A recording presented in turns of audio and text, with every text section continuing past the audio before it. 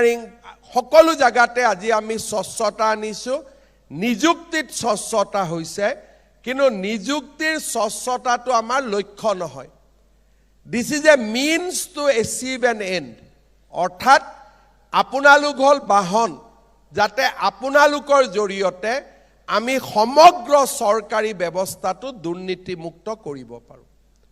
আৰু আজি আমাৰ টেকনলজিও আহিছে এতিয়া ফাইলকে ধৰি বিভিন্ন নতুন ব্যৱস্থা আৰম্ভ হৈছে আৰু নতুন ব্যৱস্থা আমি কৰিছো আপোনালোক জয়েন কৰাৰ লগে লগে এটা প্লেটফৰ্ম পাব আইগট প্লেটফৰ্ম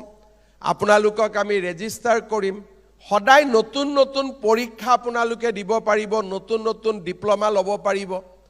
আৰু নিজৰ কেৰিয়াৰটোক আপোনালোকে আগুৱাই লৈ গৈ থাকিব পাৰিব ৰবি আজি আমাৰ কিমান ল'ৰা ছোৱালী ৰেজিষ্টাৰ্ড হবে আইগট মে 4 लाख एंड कितना एग्जाम दे रहा है আজি ৮০,০০০ অসম চৰকাৰৰ কৰ্মচাৰীয়ে আইগট প্লেটফৰ্মৰ জৰিয়তে নিজৰ স্কিল ইমপ্ৰুভ কৰি আছে নিজকে নতুন ধৰণে প্ৰস্তুত কৰি আছে আৰু মই বিচাৰিম যে আপোনালোকে আইগটত ৰেজিষ্টাৰ কৰিব নিজৰ নিজৰ স্কিল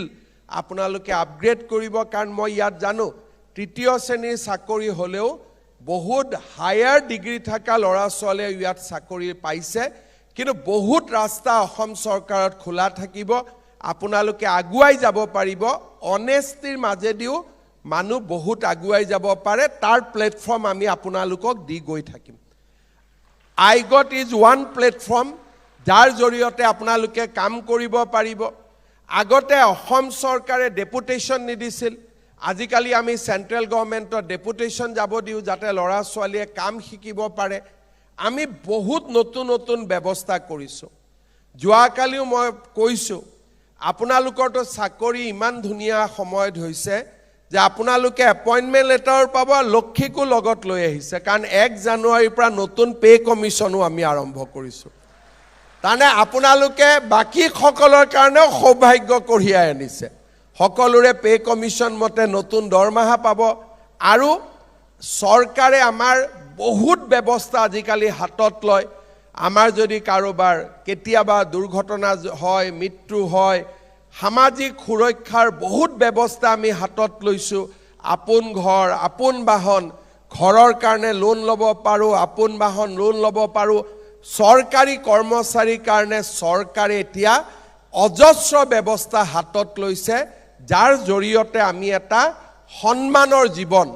দুৰ্নীতি নকৰাকৈও আমি আগবঢ়াই লৈ যাব পাৰো মই আপোনালোকক নিশ্চিতভাৱে সেই সন্মানৰ জীৱনৰ বাবে আপোনালোকক আহ্বান জনাম এটা 2-3টা বাহিৰা কথা কওঁ বিয়া কোনে কোনে কৰি থৈছে হাত ডাঙক কাৰ কাৰ বিয়া হৈছে বিয়া হোৱা বুলি ক'লে বেয়া পাব নেকি ঘৈণীয়ে বেয়া নাপায় না ঘৈণীজনী কিয় বেয়া ভালহে পাব কাৰ কাৰ বিয়া হৈছে হাত ডাঙক ঠিক আছে কাৰ কাৰ বিয়া হোৱা নাই হাত ডাঙক ইমান দিন বিয়া কৰোৱা নাছিলে চাকৰিটোৰ কাৰণে ৰখি আছিলে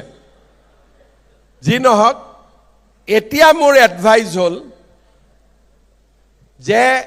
উইদিন 1 ইয়াৰ আমি বিয়া পাতিব লাগিব আৰু 2টা সন্তান জন্মও দিব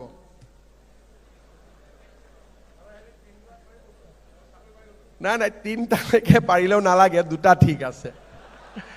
2টাতকৈ বেছি নালাগে কাবাক কাবাক মই কওঁ যে 5টা 6টা কৰিব নালাগে 2টা 3টা হলে হ'ব কিন্তু আমাৰ ইয়াত যিসকল আছে চাকৰিটা কৰি পালে এটা জন্ম দিয়ে মানে এটা দিওঁতে বহুত কষ্ট গতিকে 2টা 3টা বাচ্চা 3টা নালাগে 2টা বাচ্চা হ'ব লাগিব 3 নম্বৰ চাকৰি পোৱাৰ পিছতে এটা ভেজাল আহে ট্ৰেন্সফাৰৰ কাৰণে মনটো কুটকুটাই থাকে যতে এপইন্টমেন্ট লেটাৰখন পাওঁ যেতিয়ালৈকে নিজৰ ঘৰলৈকে আহিব নোৱাৰো তেতিয়ালৈকে মনটো ভাল নালাগে এতিয়া আমি কৰিছো কি নিযুক্তিত যেনেকে আমি স্বচ্ছতা আনিছো ট্ৰান্সফাৰতো আমি স্বচ্ছতা আনিছো আমি এটা পোৰ্টেল খুলিছো স্বাগত সতীৰ্থ বছৰত আমি দুবাৰ পৰ্টেলটো মুকলি কৰিম মে মাহ আৰু ফেব্ৰুৱাৰী 1 ফেব্ৰুৱাৰীত এতিয়া আমি মুকলি কৰি দিম আপোনালোকে জইন কৰাৰ পিছত পৰ্টেলটোৰ কাম কি যে মই শিলচৰত আছো মই বঙাইগাঁৱত যাব খোজো মই ৰেজিষ্টাৰ কৰিম বঙাইগাঁৱত যোৱাজনে ক'ব মই শিলচৰত যাব খোজো কেতিয়াবা ডাইৰেক্ট 1-to-1 নহয় বঙাইগাঁওজন তেজপুৰত যাব খোজে তেজপুৰজন লখিমপুৰত যাব খোজে লখিমপুৰজন শিলচৰত আহিব খোজে 4টা-5টা ৰাউণ্ড মাৰিলেও চেইন এটা হয় আমি চৰকাৰত নিয়ম কৰিছো যে এতিয়া আৰু আমি ট্ৰান্সফাৰৰ ফাইল প্ৰসেস নকৰো এইটো আমি একেবাৰে বন্ধ কৰি দিব খুজিছো মে আৰু ফেব্ৰুৱাৰী মাহত আপোনালোকে নিজেই এপ্লাই কৰিব আৰু ম্যাচ মেকিং কৰিব আৰু যাৰ ট্ৰান্সফাৰ অৰ্ডাৰ ওলাব সি নিজে নিজে ট্ৰান্সফাৰ পাই যাব কোনো অফিসত গৈ খাতিৰ কৰিব নালাগে যোৱা বছৰ আমি মে মাহত এই বছৰৰ মে মাহত আমি 10,000 যুৱক যুৱতীক এনেকে আমি ট্ৰান্সফাৰ দিছো 10,000 যুৱক যুৱতী নহলে ট্ৰান্সফাৰতো 50,000 1 লাখ 2 লাখ টকা খৰচ হয় আমাৰ গভৰ্ণমেণ্টত আগৰ যেটো সিস্টেম আছিল আপোনালোকে কোনেও ট্ৰান্সফাৰৰ কাৰণে নালাগিব 1 ফেব্ৰুৱাৰীত পৰ্টেল খুলিব বছৰত দুবাৰ পৰ্টেল খুলিব 6টা 7টা 8টা আমি কম্পিউটাৰত ব্লক চেইন কৰি কৰি গৈ থাকিম চেইনৰ মাজেৰে আপোনালোকৰ ট্ৰান্সফাৰ হৈ থাকিব চৰকাৰে কাবাক বেয়া পাই ভাল পাই কেতিয়াবা ট্ৰান্সফাৰ কৰে that is a different thing হেতু হল এক্সেপশন কিন্তু নৰ্মস হ'ব যে জেনেকে আমি চাকৰি নিকাকৈ পাইছো ট্ৰান্সফাৰো আমি নিকাকৈ লম আগৰবাৰ যেতিয়া আমি চাকৰি দিলো মই শ্ৰীভূমি ডিসি অফিসত গলো 16 গৰাকীমান যুৱক যুৱতীয়ে মোক ঘেৰাও কৰি ধৰিলে মই কিবা মই বেয়া কৰিলো নেকি কি হল তেওঁলোকে কলে মামা আমি ব্ৰহ্মপুত্ৰ ভেলি আমি বৰাক ভেলিত থাকিব নখোজো আমি যাব লাগে আকৌ ইয়াতে কয় যে আমি বৰাক ভেলিত যাব লাগে যোৱা আহাটো নিজে কৰিলে হল ইয়াত আমাৰ কাম নাই পৰ্টেলৰ জৰিয়তে আমি যোৱা আহাটো কৰিম যাতে স্বচ্ছতা থাকে আৰু আমি নিজৰ ভিতৰতে অহা যোৱা কৰিব পাৰো এই ব্যৱস্থাটো এতিয়াৰ পৰা আমি তাক ইনষ্টিটিউশনালাইজ কৰিম ট্ৰান্সফাৰ পোষ্টিং আদাৰৱাইজ আমি বন্ধ কৰি দিম আমি অকল কম্পিউটাৰ স্বাগত সতীৰ্থ পৰ্টেলৰ জৰিয়তে আমি ট্ৰান্সফাৰ কৰিম আজি যিসকলে নিজে ভাল পোৱা জায়গাত পোষ্টিং পাইছে ভাল কথা যিসকলে নিজৰ পৰা অলপ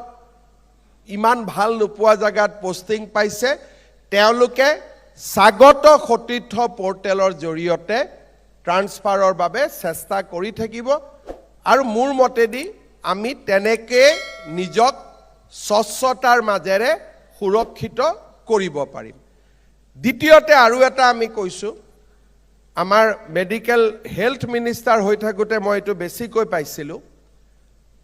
দেউতাক মাকসকলে আহি লক কৰে স্যাৰ মোৰ লৰাটো শিলচৰত আছে গুৱাহাটীত আনি দিয়ক কিয় আনি দিব লাগে না মই বয়স হৈছো মোক চাব পিছত মই খবৰ লওঁ লৰা ছোৱালীটো দেউতাক মাকৰ লগতে নাথাকে দূৰে দূৰে থাকে ট্ৰান্সফাৰৰ কাৰণে দেউতাক মাকক পঠিয়ায় সেই বস্তুটোৰ পৰাও আমি আঁতৰি যাব লাগে কাৰণ দেউতা মাই আমাক যিমান দায়িত্ব কৰিব লাগিছিল আমাক দিলে এতিয়া আমাৰ চাকৰিটোৰ ট্ৰান্সফাৰ পোষ্টিংৰ কাৰণেও দেউতা মাক ব্যৱহাৰ কৰা আমাৰ যেটো এটা কিছুমান মানুহৰ পবিত্ৰী আছে সেইটোৰ পৰা আমি দূৰত যাব লাগে কাৰণ দেউতা মাক আগত আহিলে ময়ো হা না মন্ত্ৰীসকলে হা না ক'ব নোৱাৰে আৰু এটা অস্বস্তিকৰ পৰিৱেশ হয় গতিকে কোনেও ট্ৰান্সফাৰ পোষ্টিংৰ কাৰণে নিজৰ দেউতা মাক ব্যৱহাৰ নকৰো এই কথাটো আপোনালোকে মনত ৰাখিব আমাৰ ডাঙৰ ডাঙৰ অফিচাৰ বিশেষকৈ মেডিকেলৰ ডক্টৰ সকলে মই যিমান পাইছিলো হেলথ মিনিষ্টাৰ থাকোতে দেউতাক মাকক খুব ব্যৱহাৰ কৰে মই নিজে বহুত অশান্তি পাওঁ তেতিয়া কাৰণ দেউতা মাই কিয় আহিব আমাৰ কাৰণে এই ব্যৱস্থাটোৰ পৰা আমি দূৰত যাব লাগে দেউতা মাক আমাৰ কাৰণে যিমান কৰিব লগা আছিল দেউতা মাই কৰি দিলে ইয়াৰ পিছত আৰু আমি দেউতা মাক ব্যৱহাৰ কৰিব নালাগে যোৱাকালি মই দুটা কথা কৈছিলো আপোনালোকক আজিও কম চাকৰিত প্ৰথম দৰমহা পোৱাৰ লগে লগে সকলোৱে যেনেকে যি মনত ভাল পায় দেউতা মাক উপহাৰ এটা দিব যোনে যেনেকে ভাল পায় কিয় দেউতা মাৰ আশীৰ্বাদ নাথাকিলে আমি এই স্থানত আহিব নোৱাৰিলো আপোনালোকৰ জন্ম যদি 5 বছৰ পিছত হলতেন বা 5 বছৰ আগত হলতেন এডিআৰি আপোনালোকে নাপালে দেউতা মায়ে হৈছে আমাৰ কাৰণে ভগৱান আমি ভগৱানক দেখা নাই ভগৱানৰ বিষয়ে আমি জানো কৰুণাময়ী মমতাময়ী সকলোকে আশীৰ্বাদ কৰে দেউতা মাৰ ভগৱান নেদেখা জনৰ আটাইতকৈ ক্লোজেষ্ট ৰিসেম্বলেন্স হৈছে দেউতাক আৰু মাক দেউতাক আৰু মাকক যোনে ৰাতিপুৱা সম্মান কৰি দিনটো আৰম্ভ কৰে মন্দিৰত পূজা কৰাৰ সমানে কাৰণ আমাৰ সনাতন পৰম্পৰাত দেউতা আৰু মায়ে হৈছে ভগৱানৰ প্ৰতিনিধি সেই কাৰণে দেউতা মাক আপোনালোকে প্ৰথম দৰমহাটো পায়ে প্ৰথম কিবা এটা দেউতা মাক দিব তেওঁলোকে ইমানেই মনত